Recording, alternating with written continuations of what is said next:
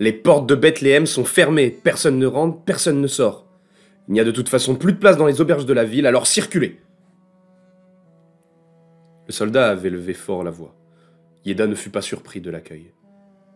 La nuit était bien avancée, et le Romain devait certainement se sentir agacé et dérangé par les 4 hommes qui venaient demander le droit d'entrer dans la ville si tardivement. Yéda se retourna vers les mages. L'extase de la vision des murs de la cité avait laissé place à la détresse de ne pas pouvoir se réchauffer. « Mais vous ne pouvez pas nous laisser dehors par ce temps glacial. Nous allons y laisser notre peau. »« Nous trouverons un moyen pour rentrer dans la ville, que vous le vouliez ou non. »« Oh, je suis sûr que nous pouvons nous arranger pour pouvoir entrer. » Le soldat les regarda tous les 3, chacun leur tour. « Pas mon problème, et pas mon problème. Mais si vous voulez avoir des problèmes, n'hésitez pas à continuer de m'importuner. Je suis sûr que l'on peut vous trouver une cellule en prison pour les... Allez, pour les 5 prochaines années, ça vous va ?» Le soldat rigola d'un rire sans joie avant de se fermer complètement. À travers ses yeux, on pouvait lire facilement que la prison n'était plus très loin pour les 3 mages. Alors qu'il les fixait, son regard se leva pour regarder l'homme discret qui faisait partie du groupe et n'avait pas prononcé un seul mot depuis le début de la discussion. Celui-ci regardait intensément le soldat. Avant que l'échange de regards ne dégénère, Yéda sortit une petite poche qu'il montra au garde. Celle-ci contenait plusieurs pièces d'or qui rayonnaient dans l'obscurité de la nuit. Le garde comprit très vite la proposition de Yéda. Il regarda les mages qui n'avaient pas suivi l'échange et s'adressa à eux. « Bon, vous ne semblez pas particulièrement robuste et la baisse de température soudaine couplée au vent a dû vous surprendre. Je m'en voudrais de vous laisser à l'extérieur de la ville, mais je dois vous prévenir, à l'intérieur ou à l'extérieur, vous devrez certainement dormir dehors. Allez-y, entrez. » Les 3 mages, ne comprenant pas ce qui se passait, avancèrent lentement et prudemment pour dépasser le soldat, avant de se réjouir de leur entrée dans la ville. Quand Yéda arriva à la hauteur du Romain, il le regarda droit dans les yeux. « Merci pour votre compassion. » Alors qu'il prenait la parole, Yéda en profita pour glisser la besace de pièces dans la main du garde. Celui-ci ne lui accorda pas un seul regard et se concentra sur l'argent facile qu'il avait réussi à récolter. Yéda rejoignit les mages derrière les portes de la ville. Gaspard lui sauta dessus. « C'est un miracle que nous soyons entrés dans cette ville, comme si l'étoile que nous ne pouvons voir continuait de veiller sur nous. » Il est vrai que ce soldat était quelque peu étrange. « Je suis sûr qu'il a eu peur de nous, c'est tout. »« Mais ça reste un beau miracle !»« Oh, du calme, Gaspard, » intervint Yéda. « Le miracle n'est pas de rentrer dans la ville, mais de trouver une auberge pour se reposer. »« Oh, rien ne peut nous résister, l'étoile est avec nous. En avant !» s'écria Gaspard. La petite troupe se mit en marche pour arpenter les rues de Bethléem. Remplis d'énergie et confiants, ils étaient fin prêts à trouver une chambre pour les accueillir.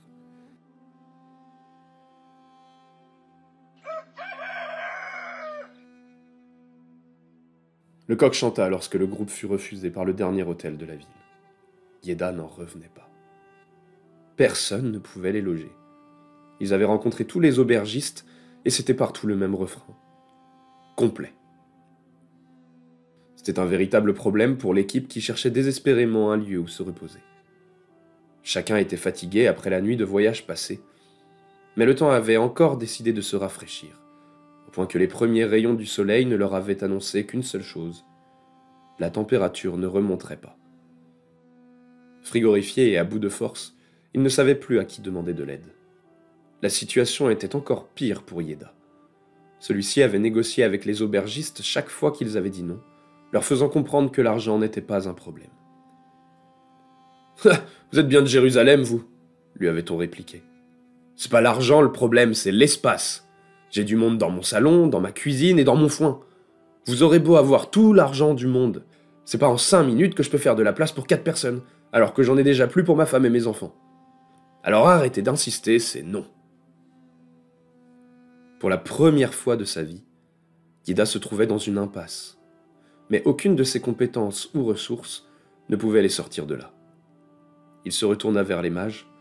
Ceux-ci s'étaient assis contre le mur de l'hôtel pour se reposer, mais ils semblaient souffrir profondément de la situation. Pas étonnant, avec le long voyage qu'ils avaient effectué jusqu'ici. Même Melchior semblait avoir perdu son esprit combatif. Ils se serraient tous les trois les uns contre les autres pour rivaliser avec le vent et le froid. Ils n'avaient absolument aucun moyen de trouver un abri. Une pensée s'alluma alors dans l'esprit de Yéda. Une pensée qu'il chassait depuis qu'il était arrivé à Bethléem. Une pensée qui s'était faite de plus en plus importante à mesure que la nuit avait laissé place au matin. Une pensée qui lui faisait peur. Il avait une solution. Il essayait de fuir cette idée, mais la vision des mages recroquevillés les uns contre les autres le prenait aux tripes. À ce moment-là, un coup de vent passa et Yéda se sentit plus fatigué que jamais. Il leva les yeux au ciel et ne put s'empêcher de pester contre l'énorme nuage qui continuait de bloquer le ciel. Il ferma les yeux. Il avait une mission à remplir. Il fallait qu'il aille au bout de celle-ci. La décision était prise. Il ouvrit les yeux et regarda les mages.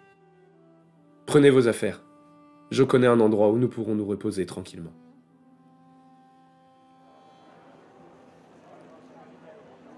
Les rois mages suivaient Yéda en se demandant où est-ce qu'ils pouvaient bien les amener. La vie commençait à reprendre ses droits à Bethléem, et les rues devenaient infranchissables au vu de la foule qui s'y déplaçait. Yéda les avait conduits de l'autre côté de la ville, et semblait connaître parfaitement les lieux. Ils arrivèrent face à une habitation classique. Yéda s'arrêta devant la porte. Il savait que cet acte lui sauverait la vie à lui et ses amis, mais il redoutait ce qui allait se passer. Il serra les dents et toqua à la porte. D'abord, il n'y eut aucune réaction. Puis la porte s'ouvrit sur une femme de taille moyenne qui semblait agacée d'être importunée. Elle fut surprise en voyant les visiteurs et se tourna vers Yéda. « Bonjour, est-ce que je peux vous renseigner ?»« Ça fait longtemps, Adina. » La femme marqua un temps. Elle regardait intensivement Yéda. « On se connaît ?»« En effet, » répondit Yéda. Adina ouvrit grand les yeux avant de prendre une moue fâchée. Elle se tourna vers les mages. « Messieurs, je pense que je dois vous remercier. Je ne sais pas ce que vous avez fait pour lui forcer la main, mais vous mettez fin à 10 ans de réflexion intense sur cet homme. » Adina se tourna vers Yéda. « Alors comme ça, il t'a fallu tout ce temps pour revenir vers moi, petit frère. »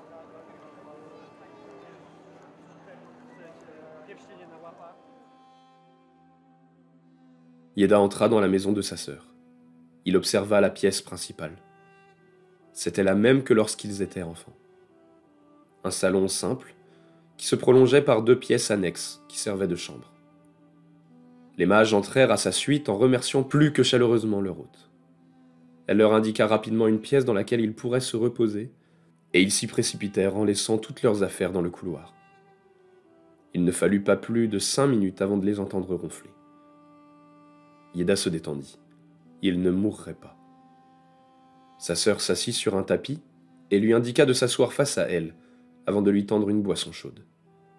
Yéda sourit. Si lui avait été un enfant très discret et timide, Adina était tout l'inverse. « Yéda, je vais être franche, je ne sais pas si c'est une bonne chose de te revoir. Je ne sais pas grand-chose d'ailleurs. Cela fait 10 ans que nous ne nous sommes pas vus. Pourquoi n'es-tu pas venu plus tôt ?» Yéda frissonna. La demande était une vraie question et pas une accusation cachée. Un bruit étrange l'avertit qu'un petit animal se trouvait dans la pièce, mais il ne le releva pas. « J'ai été très occupé au palais. Au point de ne pas pouvoir te libérer une journée en 10 ans. J'ai beaucoup voyagé. Je m'occupe de la protection d'individus haut placés. Là encore, je suis en mission pour les mages que tu as vus. Ils viennent de très loin. Et tu as attendu d'être aux portes de la mort avant d'amener ton groupe jusqu'ici ?» Yéda baissa les yeux.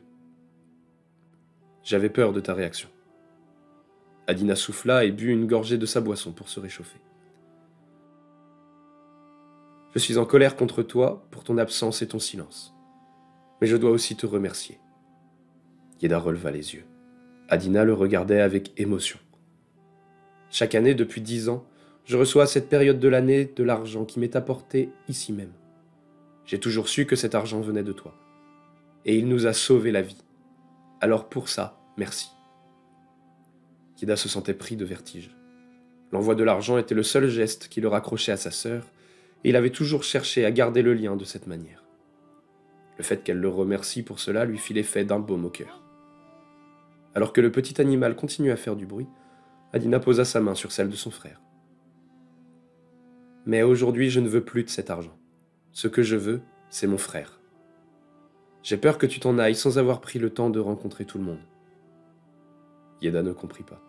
« Tout le monde ? Comment ça, tout le monde ?» Adina indiqua un point derrière Yeda en souriant. Il se retourna et resta paralysé face à ce qu'il vit. Dans le coin de la pièce se trouvait un couffin, duquel sortait le bruit du petit animal qu'il entendait depuis tout à l'heure. Adina se leva et se dirigea vers le petit bruit, et en sortit un nouveau-né d'à peine quelques semaines. « Yeda, je te présente mon fils, Jacob.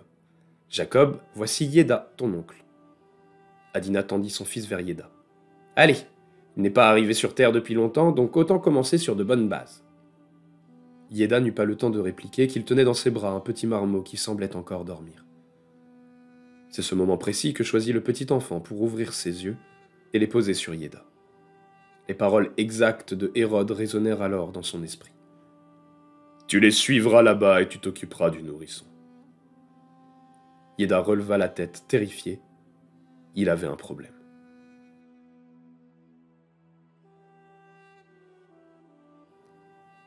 Merci à tous d'avoir écouté cet épisode. Il ne nous reste plus qu'une semaine avant la fête de Noël. À l'approche de cet événement qui chamboule le monde, nous pouvons réfléchir à notre émerveillement face à Dieu qui se fait bébé. Quelle humilité!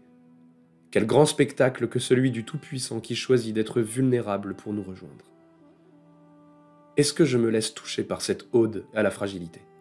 Prenons cette semaine le temps de nous émerveiller devant la présence de Dieu dans la crèche. Si vous avez aimé cet épisode, n'hésitez pas à liker, commenter, partager. Et on se retrouve pour la dernière étape du voyage de notre héros dès la semaine prochaine. Ciao tout le monde.